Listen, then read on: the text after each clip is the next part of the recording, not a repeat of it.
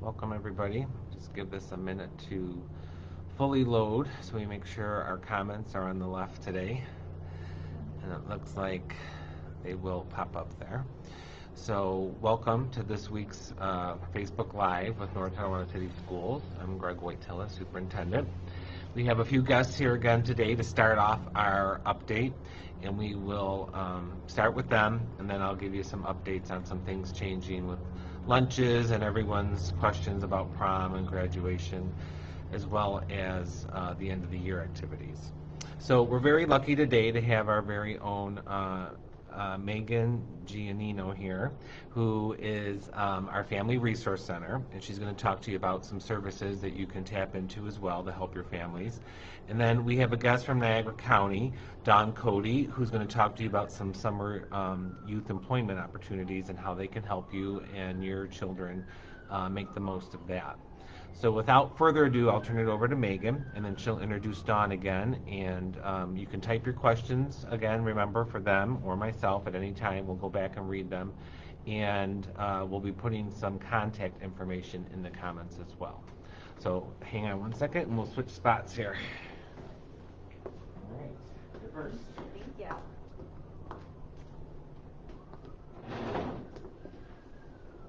Thank you. Hi, everybody. I just wanted to check in. Again, my name is Megan Giannino, and I am the coordinator for our Family Resource Center, and I'm also a part-time school counselor at Drake Elementary, so I'm sure I see some of you there when you're dropping your kids off. So I wanted to just, as a reminder about my role, if you need support with housing or you have any housing concerns, please reach out. That seems to be a very big thing in our time of need right now. Another thing I have is a great parenting resource. It is through EPIC, which stands for Every Person Influences Children, and they have some amazing resources. They have one-on-one parenting support. They have parenting group support groups where there's a specific topic, and if it applies to you, you can join the group and work with other parents. Specifically, the resource I'm talking about today has to do with the one-on-one parenting support. It's called Triple P Parenting, and it deals mostly with student or children behaviors, so from birth to age 12. So behaviors or just general parenting support. I'll make sure to add that flyer right on the Family Resource Center page. And as I had mentioned last time I was on the video, that website is continuously being updated with different types of resources and supports in the community, and my contact information as well. So if there's anything that you or your family needs, I'm here to help you. No judgment. I won't share your information.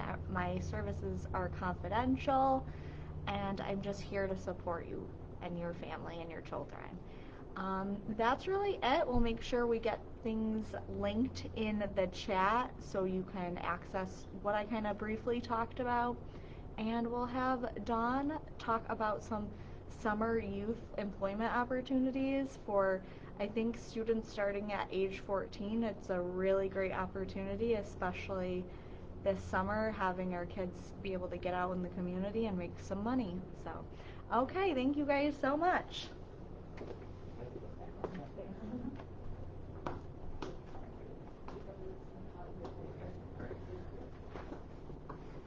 Hi everyone. I'd like to thank Mr. Whitetilla for being so kind to let me come onto his Facebook today.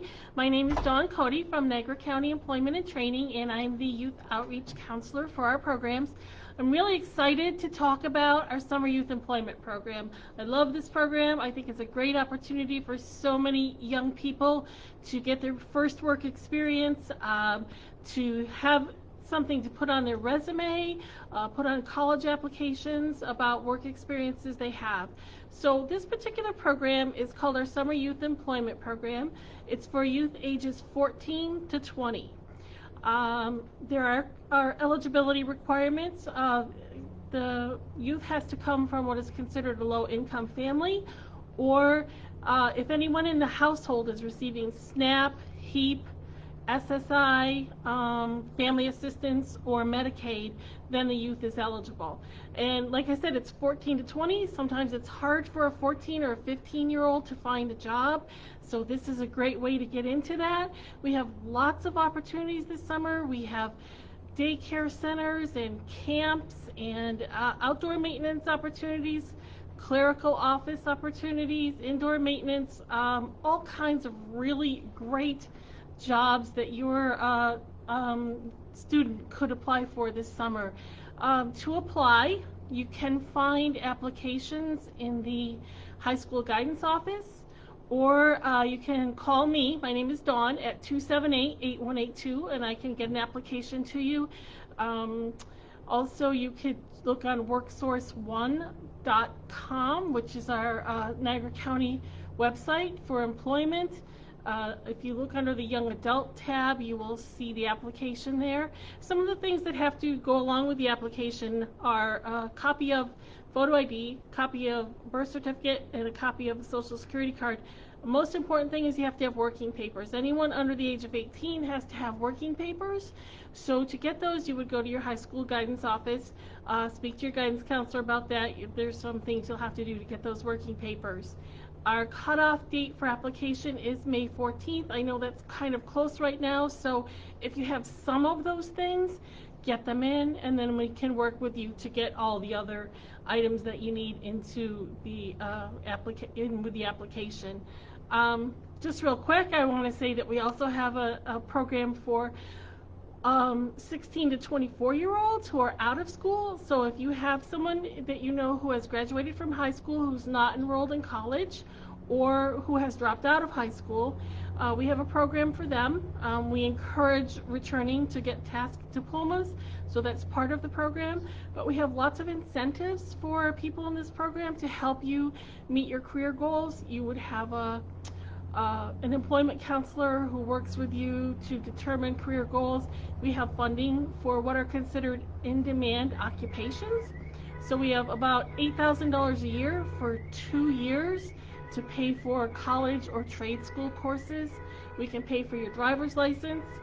We have incentives. If you do go on and get your task diploma, we have an incentive of $400. We have lots of financial incentives to help you, guide you along, kind of give you the little push to meet your career goals and get into not just a job, but a career. And that's it. So thank you, Mr. Whitetail. Yes, thank you. All right. Thank you for coming and sharing that important information. Okay, got a little bit of everything going on today. Gus, car alarms going off, lawnmower cutting the grass. So just a normal day here in North Tonawanda. Let's see. So we did post some of the information for Dawn there. Megan, as well as she mentioned, is on our webpage under Family Resources. So please tap into those if you need those, and we hope that this helps some people here in our community. So back to the work of school. Probably our biggest change coming up is for our lunch pickup. So with more students coming to school more days, K-6, we've noticed a downtick in the number of people taking advantage of the lunch pickup on Mondays and Wednesdays. So we feel we can accomplish everything and give you the proper lunches once a week.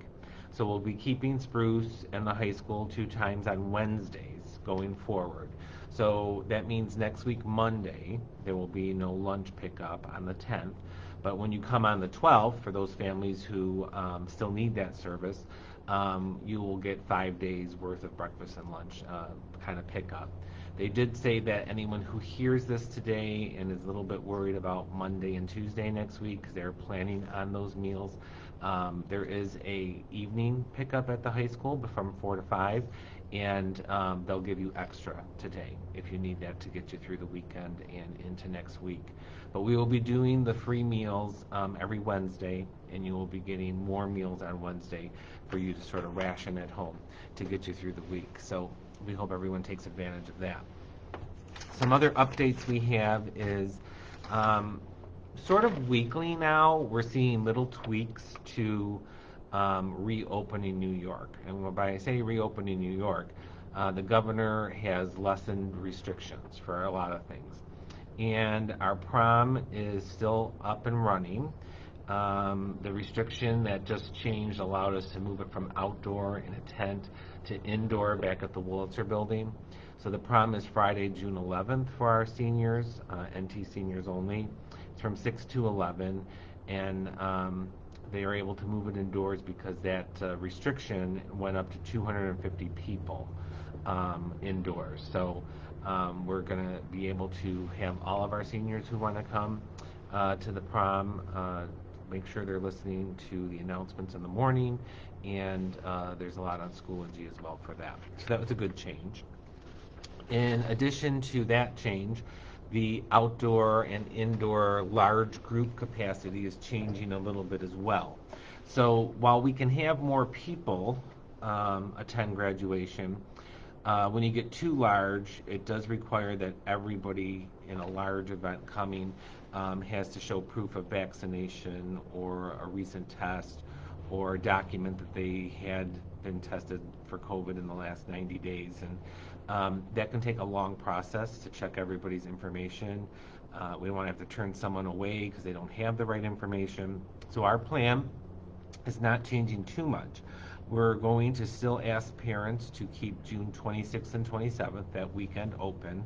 We have more than likely planned it for Saturday the 26th with a rain date of the 27th, but as we get closer to that week, if Saturday looks like the washout, we'll let everybody know that it'll be on Sunday.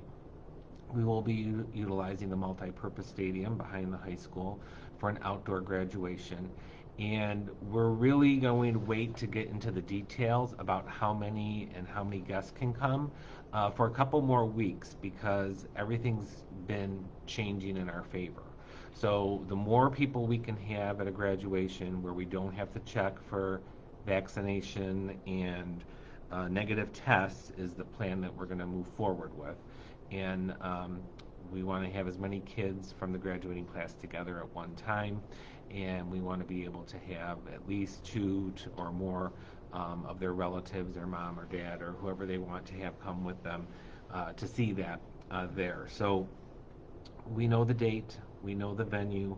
We're just going to wait to tell you how many guests and who can come and what times, if there's more than one graduation ceremony, your child will be honored with that. So we know that you can't wait too much longer because people need to make plans for the day, but we don't feel comfortable putting a set plan out there now. We're going to do it probably the first week of June and hope that the requirements don't change any further. But that is our goal, is to have the least amount of ceremonies, because that'll get us the most people at each ceremony. If we can have one large one, we will as well. So those guidance things, like I tell you, I meet weekly on Tuesday with the Department of Health and the other Niagara County superintendents, and that is a topic that we discuss, and we analyze the changes that the governor tells us every week, and our goal is to get back to normal. So if we can, we will. But I think it'll be nice to have it in our own backyard. People seem to like that even last year when we had to do the drive-by, so this will just be a bigger and better event in our own backyard, and no one's driving all the way out to Lewiston. So thank you for your patience on that, and if there are restrictions on how many relatives can come to the graduation, we thank you in advance for your understanding on that as well, so we can have a nice event and keep everybody safe. There was a question last week about summer programming here in North Tonawanda, and we are working to develop a K-6 summer program. We're in the almost final stages of that. I have the job postings to review, and then we'll be putting those out. And as soon as we see that we have the staff, that'll tell us how many students we can then open up for registration. So in the next few weeks, you should be seeing more information about some K-6 summer programming that we're hoping to offer here this summer for as a catch-up for those who want to take advantage of it, because we know this last year and a half here has not been ideal. So let's see. The first one was the information from Dawn. The second comment is there a chance that kids will be 5 days before the end of the year? Or are you planning on finishing the year with Wednesday being remote? We still have about 100 and plus, I don't think it's 120, but right around that range, of full remote people. So in our plan, we've had the classroom teachers be the remote teachers for them, so they had a consistent teacher the whole time. So we will be planning on ending the school year with the 4 days in session. The only thing we are watching is the CDC guidance for secondary that said if we're under 100 positive COVID cases per 100,000 in the county, that's when secondary schools could go back to more in-person learning. As of this Tuesday, we were still at over 200, about 205 active COVID cases in Niagara County. So we need to bring that number down quite a bit. The superintendents are a little bit all over the board with that in Niagara County.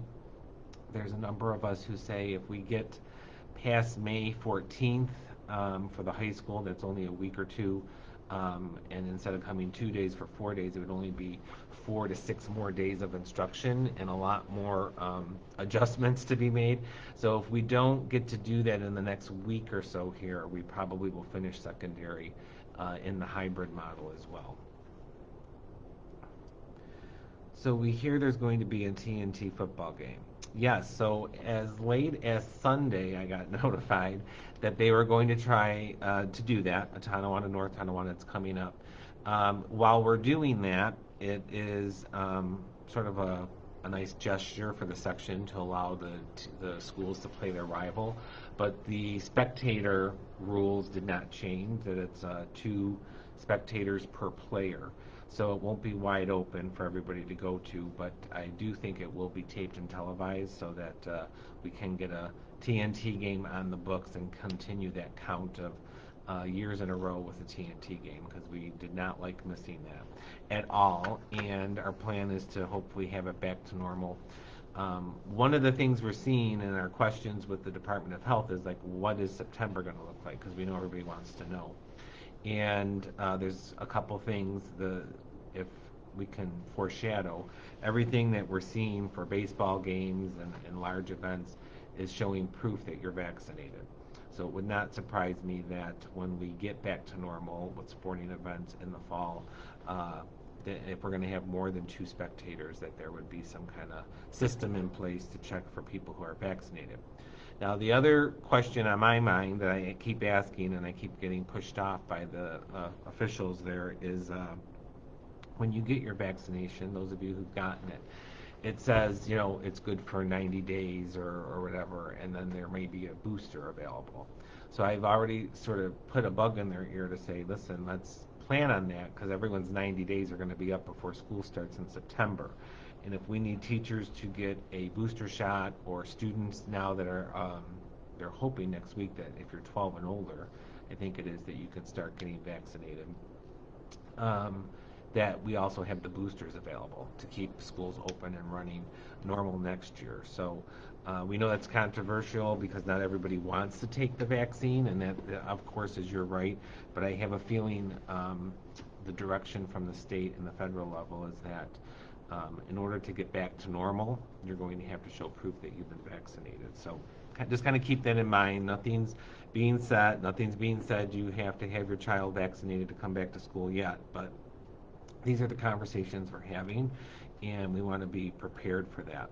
I do know that the Niagara County vaccination site that was at the drive-in and at the Keenan Center, mostly in Lockport, these last 3 or 4 months, is going on the road.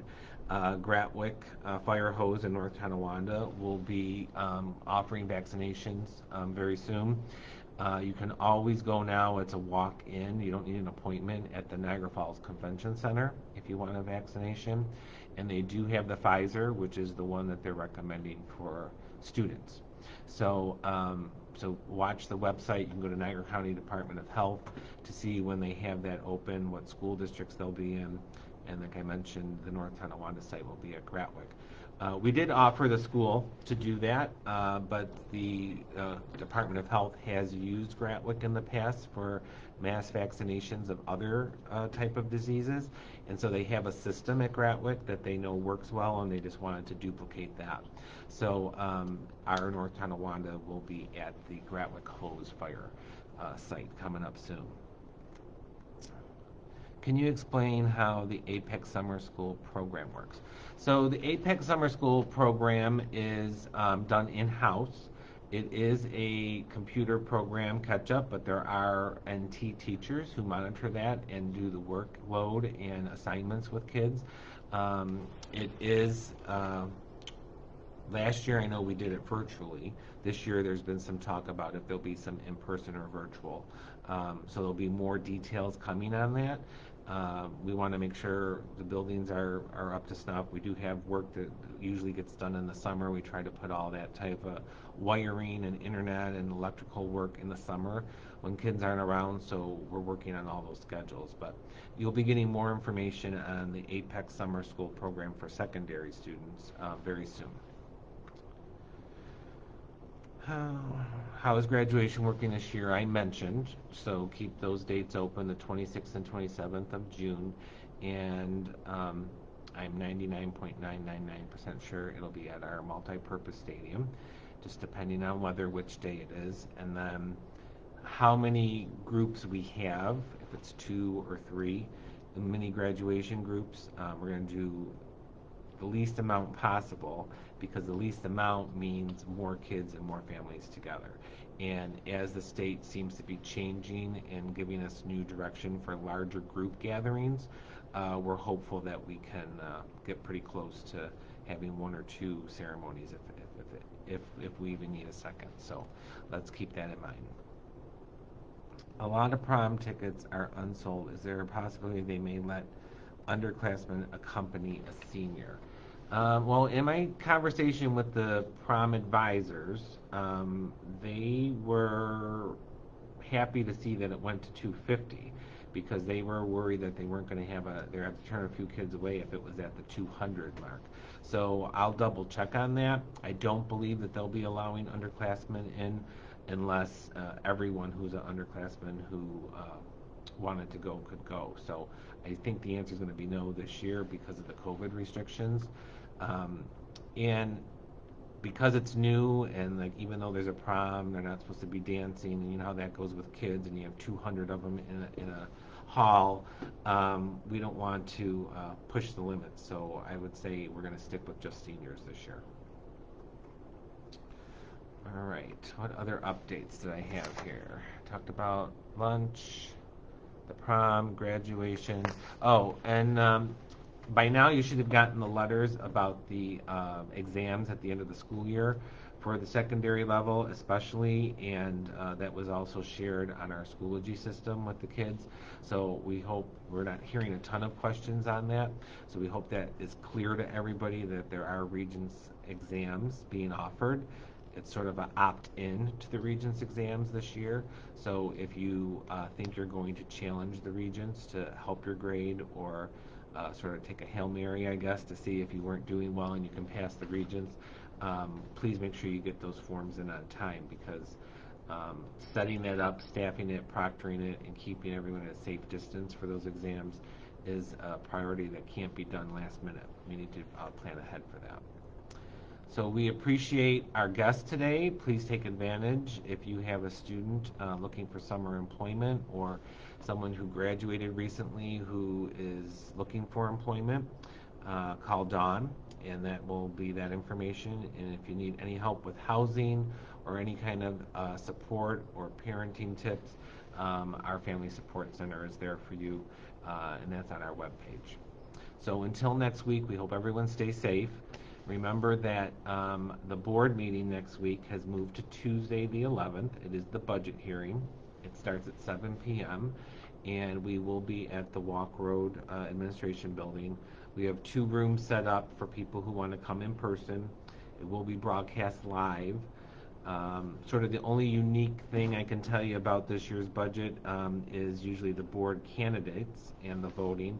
And we had 3 seats and 3 people turn in petitions. So all 3 of those will, even though there's a vote, and they will be tallied up how many got how many votes, all 3 of those will win a seat for a 3-year term here in North Tonawanda. So that's the only thing in my time here in North Tonawanda. I don't remember that ever happening before, and that's getting close to 30 years. So it's definitely a unique situation to be in, where we had 3 seats and 3 people run. So the NT Spirit is out. This is the draft. It should be coming to your mailboxes this week. It has a lot of nice articles about school this year, a letter from myself and the board president, and all the detail on this year's budget vote, which will be Tuesday, May 18th at the Alumni Center. It is for in-person voting. Someone just asked what happened with the gas leak yesterday in the high school. Why were the kids still in school instead of sent home? So the gas leak was not in the high school. The gas leak was behind the high school at the Sportsplex complex. The nature of the break of the line where they were doing construction was contained, and the fire department and natural gas was there immediately, and we worked with them. The only thing they asked me to do, and we did immediately, was evacuate the science wing that was closest to that area, and they were relocated into a different spot in the building, and everything was fixed and repaired in a short amount of time. So we're happy that that wasn't any worse than it was, and we thank everybody for cooperating with that. You never know what the morning's going to bring, right? So that's how we started our morning here yesterday, but everything went safe. So take care, everybody. We will be back next week, which is the 12th already. And happy Cinco de Mayo, and enjoy your May 5th, and we'll see you next week. Bye-bye.